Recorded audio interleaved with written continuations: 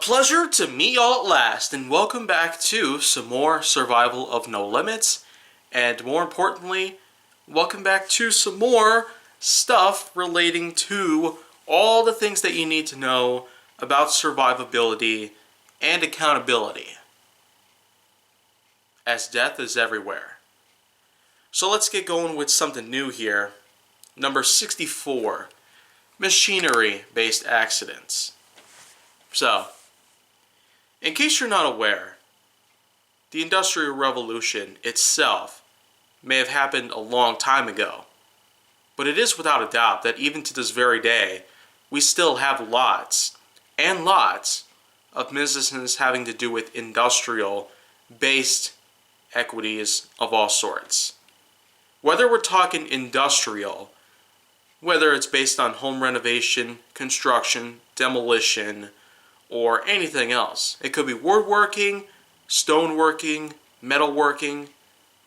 It probably just all depends on what kind of art that you basically have in mind, or it can also be because of some other factors that could pretty much take place.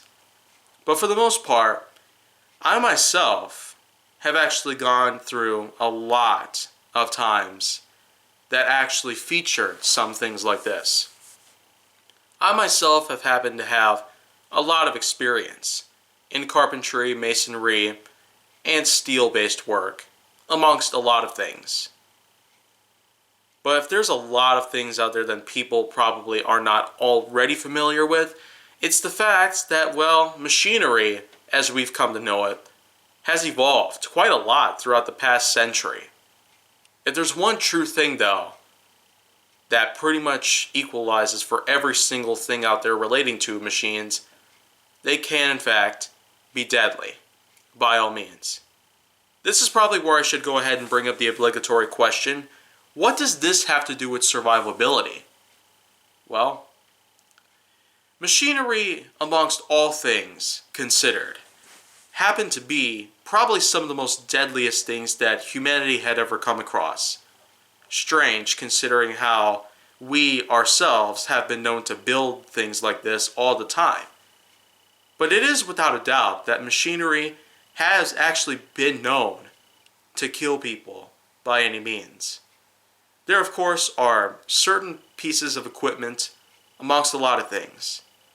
Lots of machines on construction sites.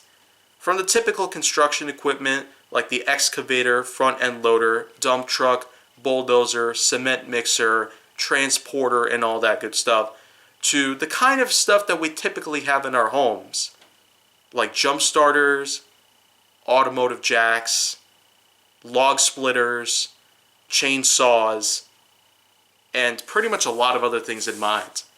Machinery does come in practically all shapes and sizes, and colors, and brands, and lots of other unique specific categories that all intertwine together to give us the kind of variety that we do need in order to make a good selection.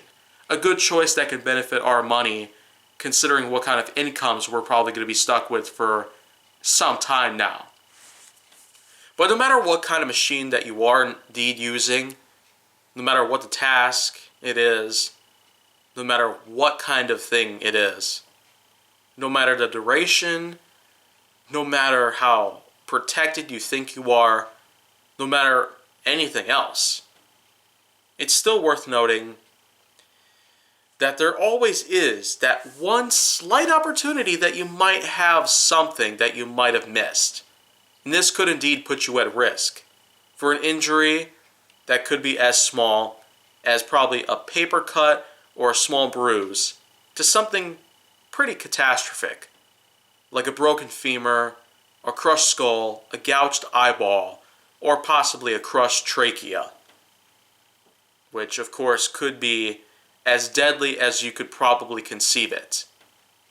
But no matter the case, machinery-related actions have not necessarily been quite large, though they do happen, even to this very day, when we are supposed to be as educated, articulate, and well aware of these kind of situations that are known to happen even at this very point in time. It is still worth noting that these kind of accidents are still known to happen. People could get their arms broken. People could pretty much be put out in the ER for a certain thing. Somebody might accidentally ingest or get covered in a certain substance that is supposed to be for the machinery themselves, or maybe something else might indeed happen. No matter what the case is, stay cautious, stay safe, and continue to be you in the situation whenever possible. Have yourself things on like industrial gloves, steel-toe boots, hard hats, Z37 rated lenses on goggles or glasses, and then of course have various other things on you. Belts, vests, utility pouches, and all that good stuff. And you could probably be all set to go.